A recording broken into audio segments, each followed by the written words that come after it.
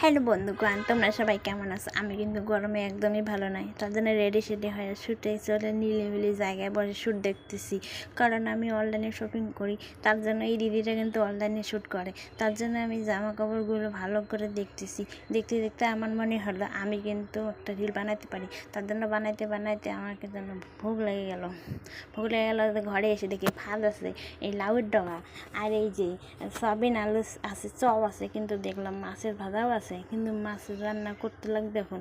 তার জন্য টমেটো আলু পেস্ট রসুন পেস্ট করে এই যে মাছটা রান্না করলাম। করতে করতে বর মাসে বলে খুব সুন্দর গন্ধ বেরিয়েছে, আমারে খাইতে দাও।